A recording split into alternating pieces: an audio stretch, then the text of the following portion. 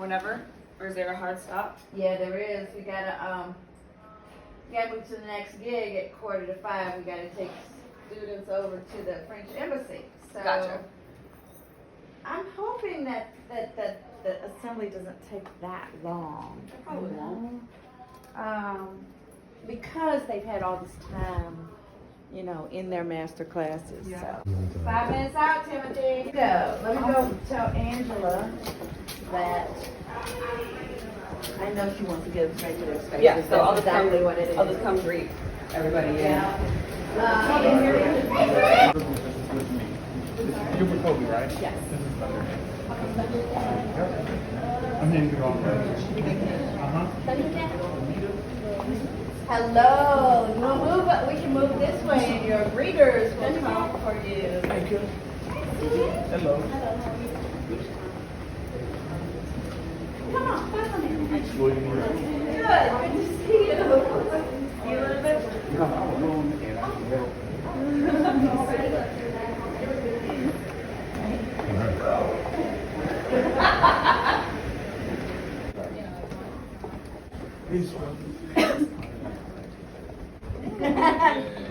And there's food in here. Little snacky snacks in here. Oh, to Ellington, select. Waiting Very cool. to master something. What a beautiful school. At 570, around 570 right now. I'm gonna cap it at about 6. Yeah. The building is 2 years old, but historically it was around since the late 1800s. The front part of it, if you haven't seen yet, is landmark. He did. Yeah. Modernized, yeah. All in the same plot of land, but we built back and up. He's a naturalist and stuff.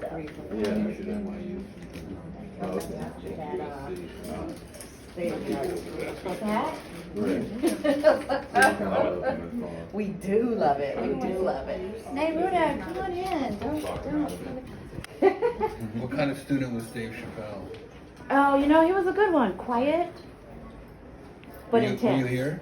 I was here. I was his teacher in the theater department. no little kid. I was. So I know him for a long Wow. time. Yep. He was good, but he tells the truth. He got here and went to work. I went one teacher after school. Wow. So, That's yeah. pretty cool. Yeah. It was extraordinary. Teaching for students. Hey, how are you? I'm Tia. Chris. To Ellington. Thank you. I'm so glad you're here. Priscilla did her job. Neruda. How you doing? Pleasure to meet you. Nice to meet you. Open it up for questions quick. Okay, good. Yeah, I'll do that. I'll do that too. Eryka's coming. Yeah, she'll be. They're not rims. What's the word? Chappelle has landed. Are you ready? A whole year? Yeah, a year. Yeah, yep. Yeah, This is her we did some place. work. Yeah, that's You want to know? Did you know that we offer Yeah, please go. you do 8 arts this? Really? So what is dance? Theater, visual arts, literary media, museum studies, technical design.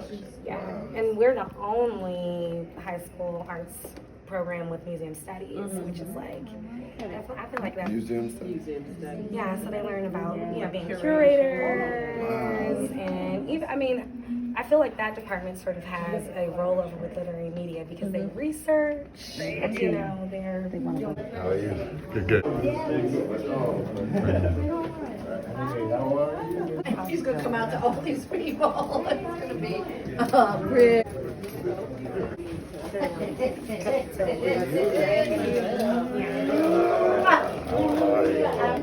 I'm great. So much work. You might step in. He was working at the comedy club. He was going to go work at the comedy club. One night, I snuck over there to see his show. I sure did. You think it's inappropriate? Oh, what is it? What is it? Yes. Appropriate is a relative Use a term. worker. That's right, that's right. So how you feeling? That was crazy last night. It's just overwhelming. It to wasn't. me. It was like Sarah Silverman said. It's like being at your funeral alive. Oh, wow, yeah. People saying nice things about you all night. It's really like embarrassing in a way. But it was fun, man. It was, you know, you love everybody. The memory of that. It'll keep you. Yeah, my goodness. It'll keep you, for sure. I loved your, thank you for Oh, thanks. Yeah. That was, Did Carmen already go to his stuff? He's there, yeah. perfect. Yeah, and it was on. It was like, they coming? I can't even imagine. Oh, yeah. All of that, just everywhere. They're gonna play today. And of course, you saw Miss Chelsea May over there. Yes, indeed. Oh, Miss The Jones. one, and this is her plus one.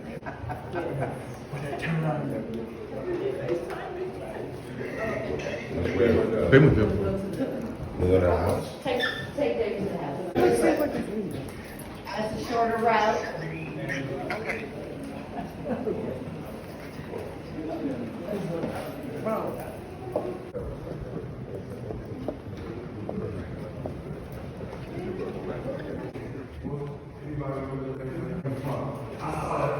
I'll go see that 8 times.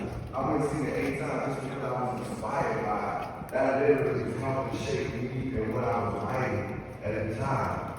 I'm bringing that up to say, through many forms and ways that we decide to express ourselves in our art, we can influence and help change the lives of others. I remember the first time this dude came up to me after the show, and I realized how powerful the voice was when he told me, he said, man, one of your songs made me decide to have my child and I have an abortion. I wrote a song called Retrospect for Life, and it was about abortion, and it was featuring Lauren Hill. And he said when he heard that song, it actually made him decide to have his child. That really affected me. It really made me know that, man, there's value in what we do. There's value in art. Think about how many artists right now change your life and inspire your life. You're the next artist. You're the next dancer. You're the next visionary that's going to change other people's lives. I'm looking at Dave. Every time I hear Dave do something incredible and say, you know, to a stand-up, I'm shifting. He shifts the way we think. And we have that ability and that platform. But I want you to remember the love you have for this because there will be some trials and tribulations. That's part of the journey. That's really what makes you become great. I remember when I transitioned into acting, you know, I've been studying acting for a while because I was a hip-hop artist. A lot of the casting directors and directors didn't want to see me in their auditions. So I eventually got a few auditions, and I went to one audition. I was auditioning for this coach. I went in with my wrist on a little, you know, short, whatever. It was kind of corny looking. But I went in and did my audition, and when I left, they told my agent, man, he's great. He's not ready. And I was down for a minute. I was down. But then I said, nah, man, I know I'm built to do this. This is what I was created to do. And though I'm new at it, I know I can do great work as an actor. So then the next audition, I'm going to smash that joint. And I'm going to get out my first film. It was called Smoke Release.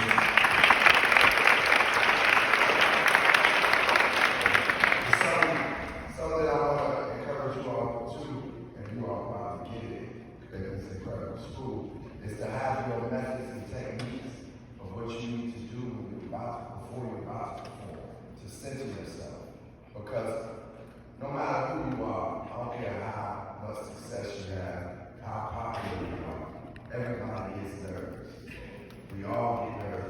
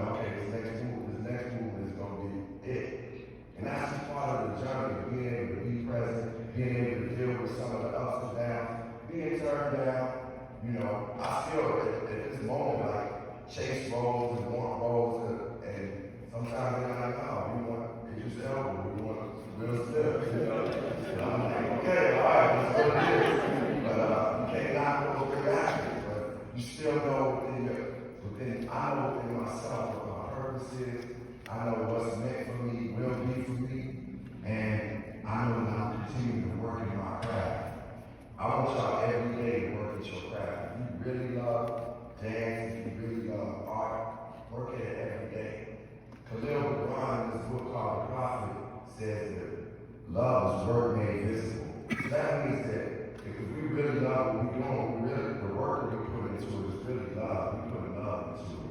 So I'm encouraging you all to continue to keep putting that love into what you're doing and use that platform to enlighten the world, to inspire the world.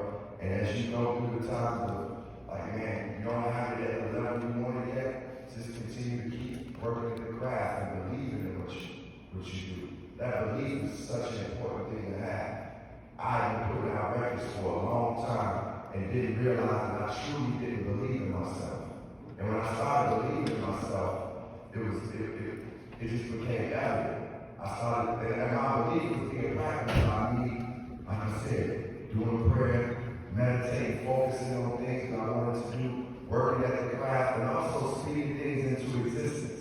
Speaking it, declaring, this is about to be a great performance. Declaring what I want for the day. This is going to be a great day. I started speaking those things into existence. But as I said, even as I spoke those things and believed everything, some things just don't happen. Like, one year, I was nominated for 5 Grammys, right? 5 Grammys.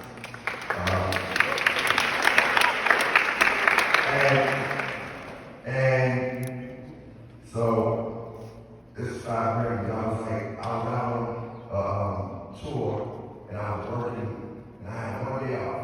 So I started thinking of my Grammy speeches, right? I was like, 5 Grammys, I need to come up with at least 3 speeches, right? So I said, I came up with 2.5 speeches. That's not a freestyle. Remember Studio A? I've been wearing grills. That was in Houston. Oh, okay. You know that rapper Paul Wall? He got a grill store. He's like, yo, I'll be your first one for free. I'm like, damn.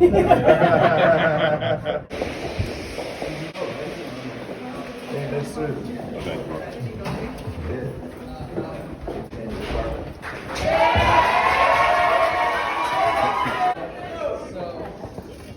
Dave Chappelle, ladies and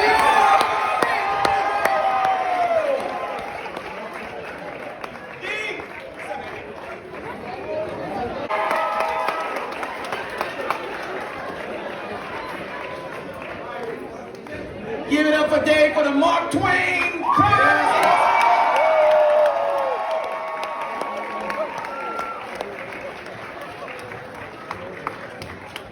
I gave you guys my Emmy, but this new prize I'm keeping for you. Go ahead, we gonna answer a question. Oh, he's asking. Yeah, I was asking a question. All right, you go, and then I'll say them. Go ahead, my bad, Brian. Go ahead. Good day. So my question, I should have thought of one for you too. So my question was for two separate questions for both of you. So my first question was for Bradley. In the movie American Sniper, you had to build physically your character for the role of Chris Kyle. What kind of development did you have personally, and what kind of bond did you build towards the character? And for Chris, my question was going to be that as an actor and stand-up comedian, you obviously had to read scripts, and you've been in multiple comedic movies. So I was going to ask you, on set, do you ever feel like personally you should tweak a script and it would be better if you had did it that way? Or do you like to stay very by the rule, like by the ways? Right? All the time. Everything I've done, I digest it and I just turn it into something I would say. I would make sure the dialogue is saying what the director wants so the next person can do his line. But I say it the way I would say it so it'll be natural and people can resonate when they're watching the movie. Like, oh, that's just like somebody talking. I'm watching somebody talking on the street. But because a writer is writing, and which is important, sometimes you read exactly what's on the paper. So you got to be willing to listen, and like Bradley say, it's a team. Sometimes you might be wrong, and the director say, no, Chris, I don't need you to do nothing right now, because I'm always trying to do something and make it better. He said, no, just say the words from word to word, and be willing to say, okay, I'm gonna say it word to word, but then can I try it my way the next time? So I do. Time I would, like Fridays was all improv. Most of it was improv. Fear motivated me to do all that work for Chris Kyle, because it was the first time I was playing a real human being, and I sat across the table from his father, He's talking about a movie where I played a SEAL who was murdered after he came home from 4 tours and gunned down with his own gun by a guy he was helping train and rehabilitate from PTSD. And I went, Clint Eastwood directed it, and he and I flew to Midlothian, Texas to his widow's house with his children and his father, and we sat across the table and told him that you can trust us and we're going to tell your son's story. Now, I was 185 pounds from Philadelphia. I was telling his father I'm going to play a 238-pound Midlothian Texan. So fear motivated me to eat 6,000 calories a day and gain 50 pounds and learn how to use 3 different rifles. But that was a turning point for me creatively, because I spent a year just becoming that guy. And I realized that time is not, for me at least, as I'm getting older, I realized, like, if I'm going to do this thing right, I need to. It takes time. You know, I got kind of lucky, and so you hope lightning strikes. But the truth is, like, if you put the time in to really do the work, it pays off. And that was a great example for me of, wow, if I put the time in, because I believed I was him. By the time we started shooting, I met a lot of his friends who would come on set, and they were like, "Who's this guy?" And I was just firmly believed that Chris was there with me through the whole movie. And it was an incredible experience that changed my life forever. So I'm really grateful that you even brought that up. So thank you.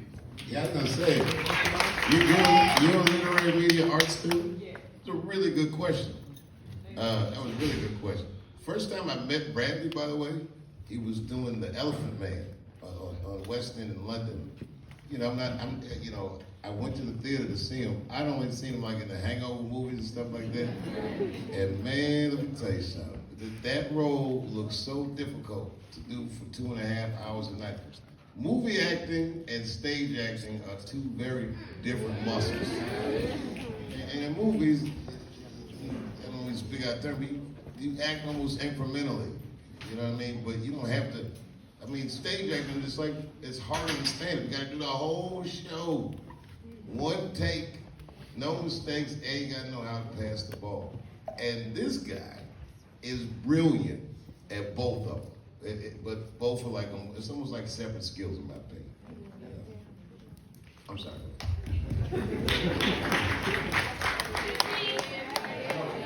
Okay, hi. My name is Eve.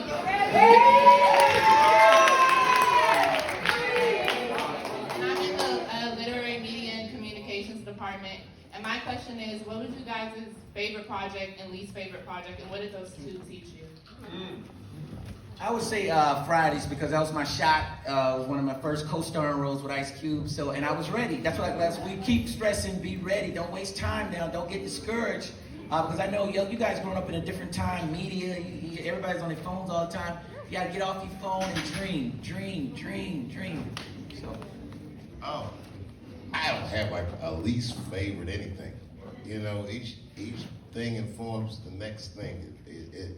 You know, like I can remember my life. Like if I think about what it was like when I was 22, I'll think about it in terms of like what jokes was I telling them. Like, you know, your art reveals yourself to yourself in a way. You know, so I really take. I mean, you know, I did a lot of movies that I watch and like, this movie's stupid, but I still love doing it. I like the people I work with, and I just like the experiences. You know, like one movie I might do and be like, well, it was a tough day, but the catering was fantastic.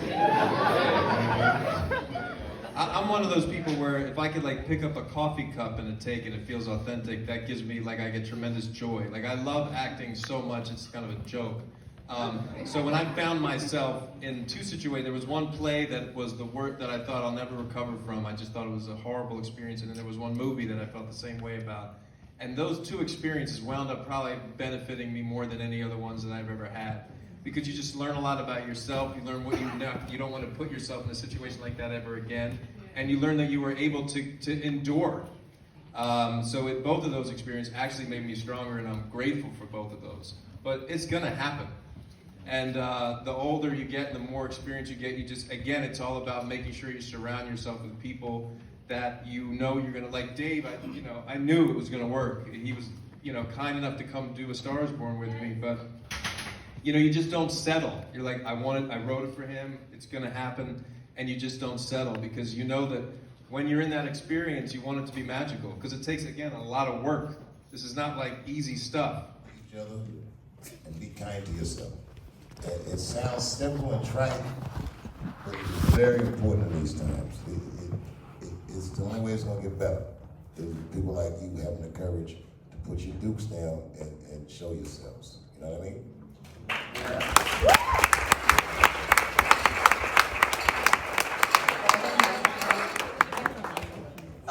She has the mic. Is this on? Okay.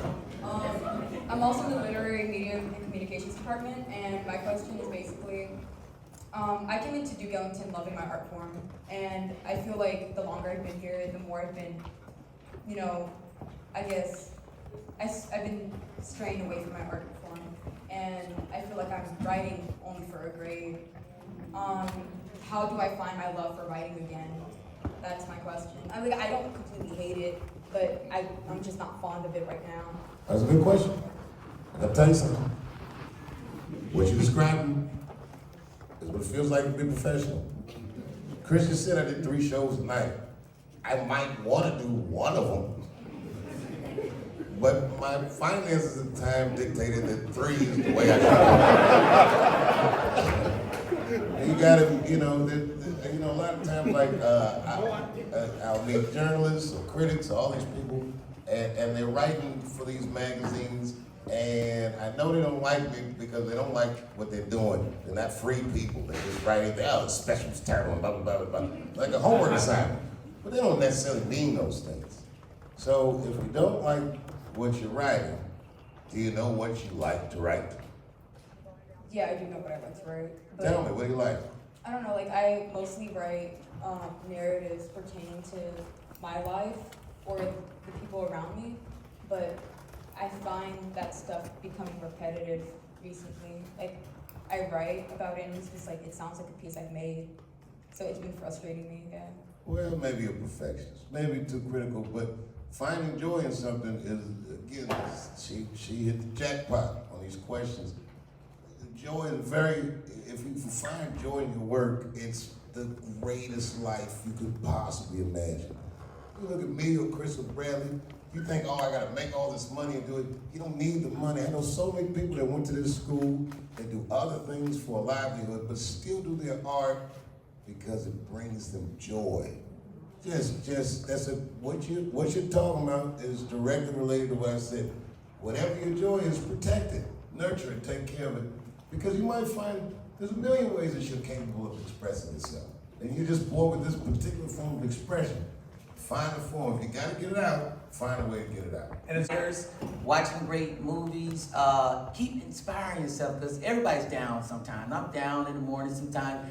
And then something will pick me up. Like, I'm getting ready to do this, and I'm up. So you're gonna be down and you're gonna be up, just stay strong. Like the other night we were in the comedy club and everybody went up. I had the best fun watching all the other comedians. It brought me back to when I was younger, when I was in the clubs up to 4 in the morning, working all night. And it was hard, but we was having so much fun, it wasn't hard. It was like I was barely up, but I'm laughing at 4 in the morning because these guys are so funny. And everything y'all see me done, and a lot of us too, it was all because of the other comedians that kept me going through those tough nights at 4 in the morning because they were so funny. Fridays was every comedian I ever saw. In the case of working with him, I've never been able to trust a director that much, completely. That I was certain that whatever happens, he's not going to let me look bad. That gave you a lot of courage to try what you want to try or portray what you want to portray, but it was very natural. But I'm not a very methodical actor. I kind of just pretend.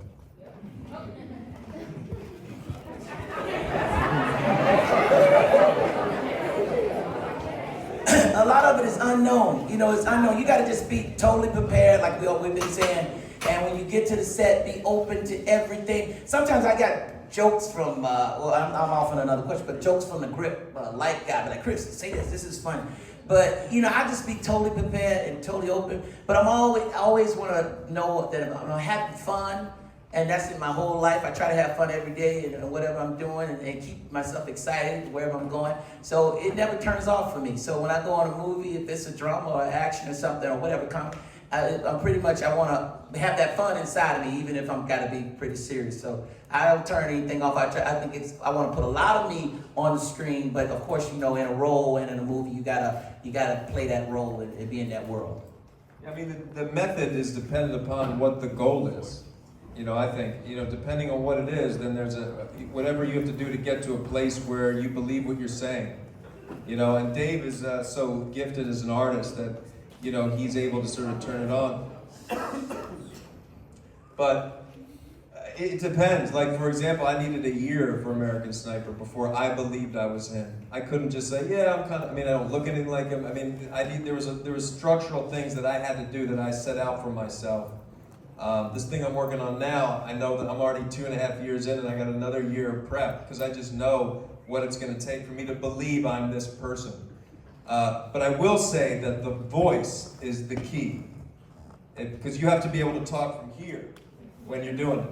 And if you're not, and that's also the biggest guidepost for knowing you're not connected. You can tell in 2 seconds when someone's acting like, oh, they're totally lying. We're all here, And, when people lose their voice, like when she screams and yells, she doesn't get hoarse after because it's all from here. I've gone on 2,000 auditions in my life, and I would go on auditions where, you're in a burning building and your kids, and you're screaming, and I come out and I can't talk because I wasn't connected because I didn't do the work. But I did 8 shows a week for 395 performances of The Elephant Man. Never lost my voice because I was connected. I believed I was him the whole time. So the voice is a great little magical barometer, I've found. And if you get, and especially when I don't, she's the best. And she's being so good, isn't she? Wow.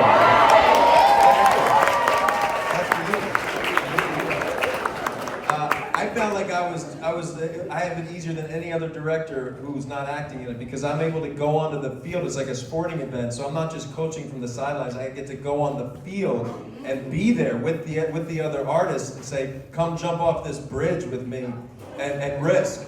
That was the thing. And then so if they see me fail up and down, then they're going to be willing to fail. And so I found it. I loved it. I wouldn't want to do it any other way. As long as I'd already banked Jackson Maine, that character. I had already locked him in. So I wasn't thinking, am I him? Oh my gosh, that was done. So I believed I was him. So now I can just direct, be him, and then be on the field with everybody else, and let's explore. Let's get our souls out there.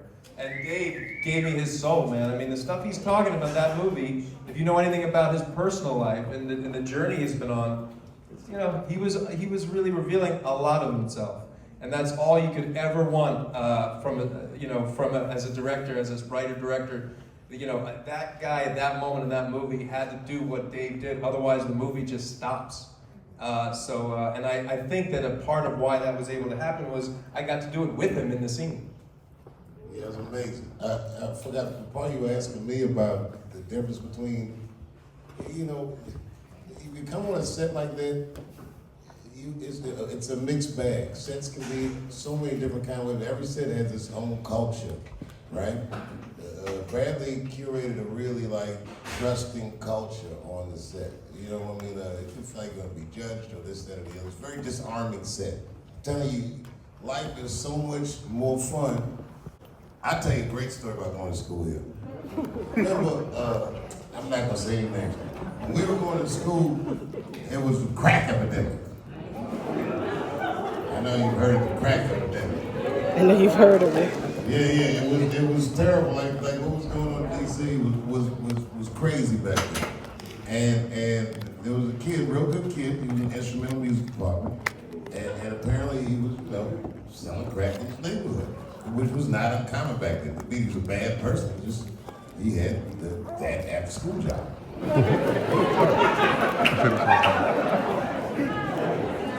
Tony, you remember this? And he did what they called back then being short on your roll, which means he had gotten some drugs from some guy on consignment and was unable to pay the guy the money back. So whoever he got the drugs from was going to kill him.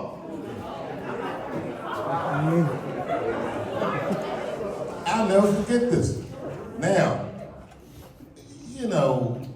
I see sometimes in Hollywood they'll be honoring like a gay celebrity, and they'll say, "It takes so much courage to be gay."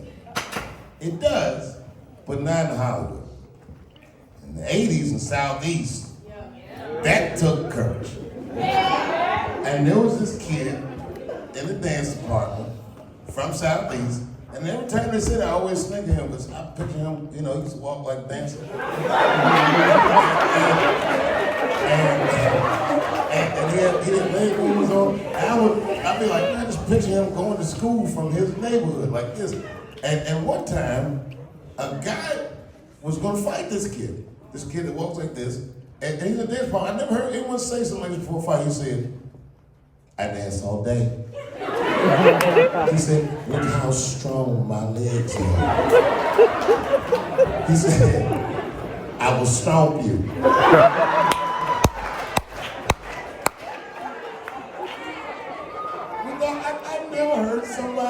I never heard somebody say something like that before a fight. Now, the kid was short on his road, and this guy was going to kill him, and the kids in school, this kid, heard about it, because the kid was freaking out. "Oh man, I gotta get this guy this money. He got the money and everything." He was freaking out like this. So cats started finding out what was going on. Cats, I'm old, I'm sorry. People, other students at the school. Oh, no, not Eryka.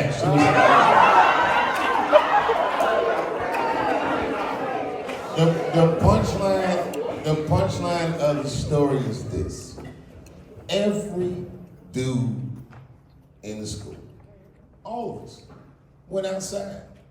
We waited for the guy. We say, "You touch our man, you gotta do all of us." Guess who's out front? This one.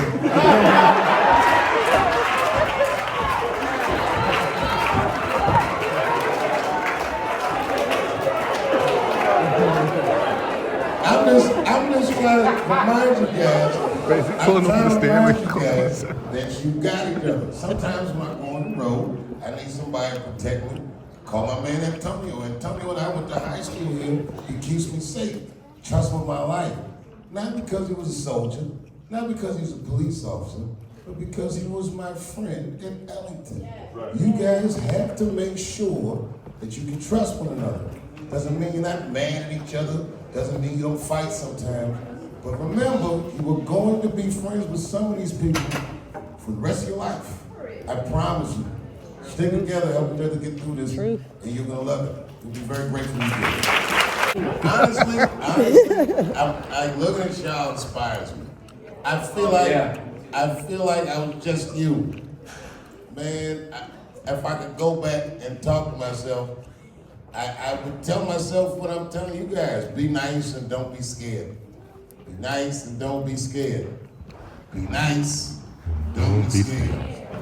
I gotta go to another classroom, I'll be back. I got a rock. What you feel?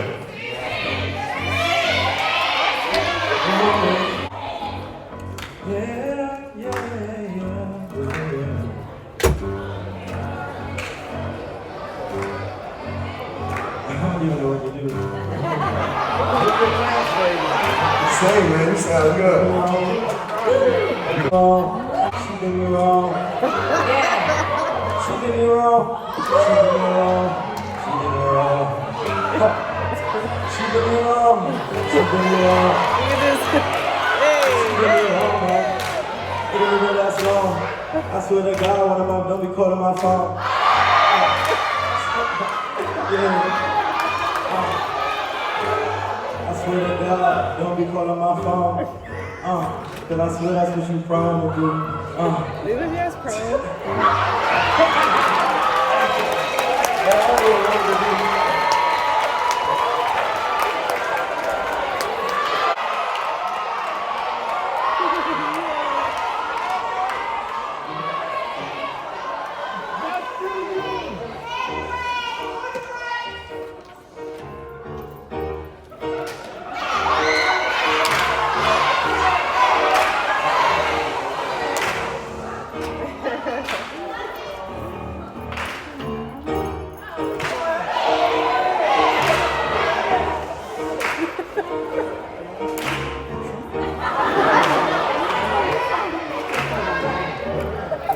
Who was the one that was touching on you when you was trying to get your mind up? And you got me up here flexing on you. Yeah. I was trying my grind out. You knew I was on my grind, you didn't even support that. And I watched on your rich I bought that. You was selling yourself for shit. I'm a grown up son, that's big fat. Maybe let's see you smell like a Kit Kat. So you better than me, that's big fat. Why you lie?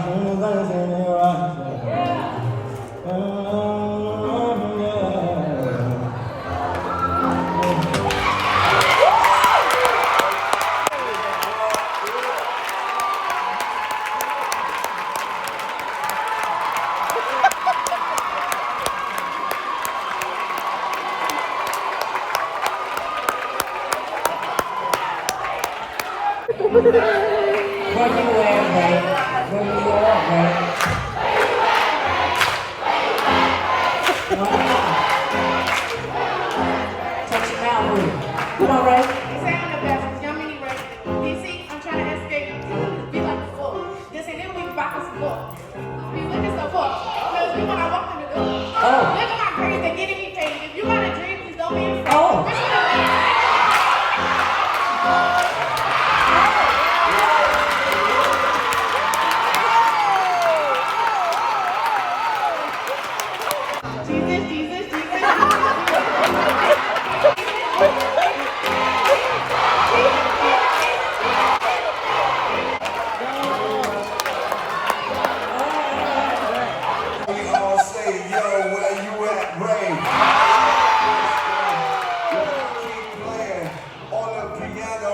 My boy, his name is Jaden. I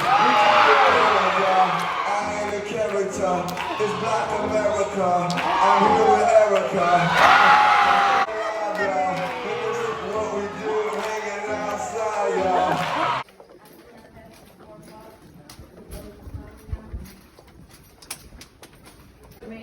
He was saying, love me. No, he was Is that the end? You, look at you! They just installed it? Yes. Oh, look at this. Yeah, theater department. This is when he was here. Oh my gosh. And it's so before people show up and not being seen.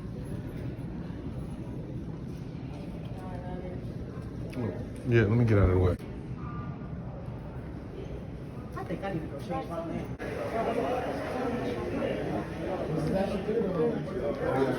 That was maybe like 2 or 3 years ago. But I mean, DC Improv is such a good intimate. It's a nice place. The vibe is good. It's been around forever. It's always good time. Is that where you got your first?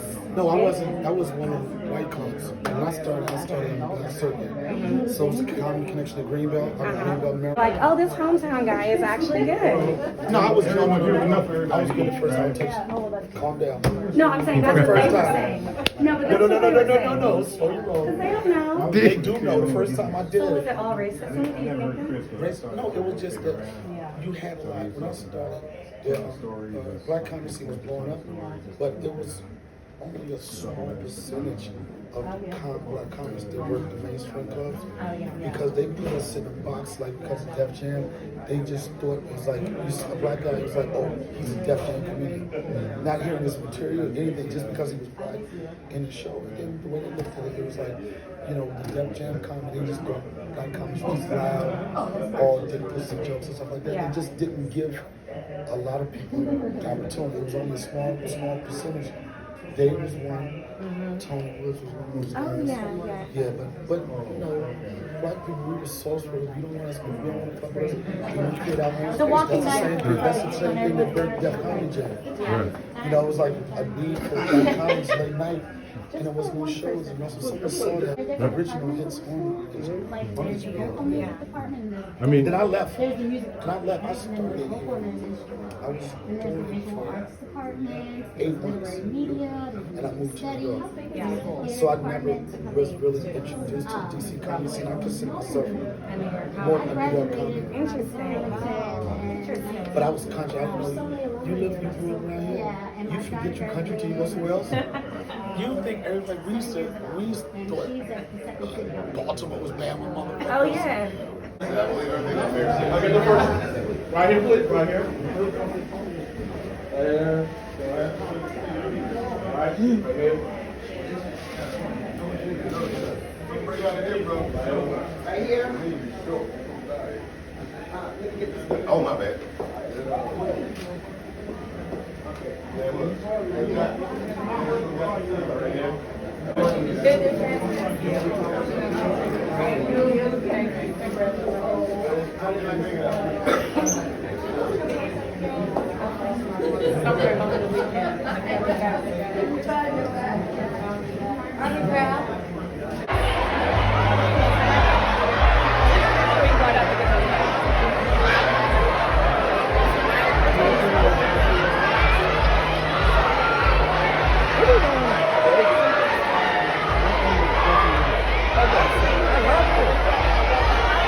So this is what Eryka Badu was talking about. And this is a brand new thing. You guys go follow me.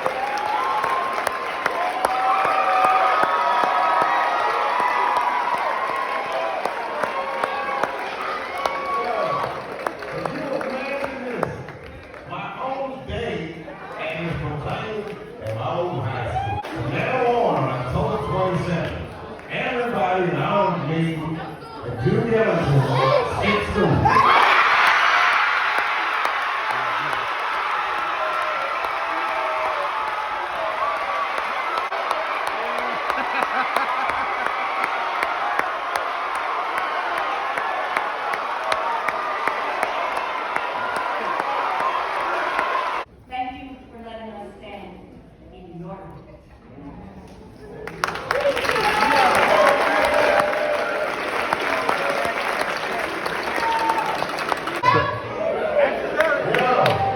And my fellow one of the best comedians in Washington, D.C. has ever produced.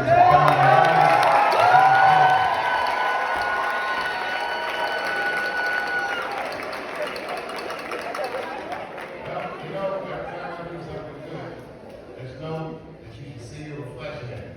And every time I do something bad, oops, that's my fault. But just stay true to yourselves and be good to each other. And just know that I'm honored to be able to say that I went to this school. And one day you will be too. And I'm very proud of all of you. Thank you for being part of this family.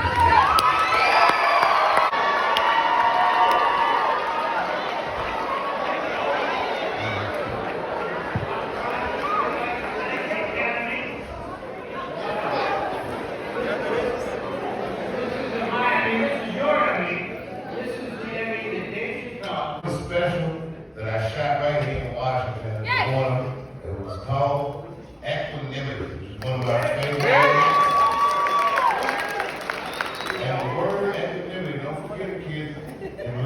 means steadiness of mind under duress. It's all keep it cool. And the other title on here was the Bird Revelation. Bird Revelation is, music students know this. This is a reference to Charlie Parker, what they used to call Bird. One of the greatest saxophonists, if not the greatest saxophonist that ever lived. I remember every night of this, bro. Don't sit here, bro. Joe Dan? I remember that music. Sometimes when you're so You stay in it, and I'm your Betty Blue, and we're singing it close, like Oh, well, yeah, get the veggie taco. the girls in Belleville rendezvous. I wish that we So this is gonna go in the somehow freeze the frame, but this isn't the I'm from Harlem, so I'm just on assignment. Helping Misha out. Really, I'm helping my friend Misha out. Pause, no rewind. Time to find out where the story goes. Sat hip to hip with the curtains closed, watching ourselves, oh cinema. Take our positions as the cameras roll. You be the guy, I'll be the girl. Watching ourselves, oh cinema. Cinema. Now we cut to the girl. She's found on the Brooklyn Bridge, and she's truly at home. Her step has a whole new spring. Big bright lights of the city are shining for her. There's a thirst in her eyes.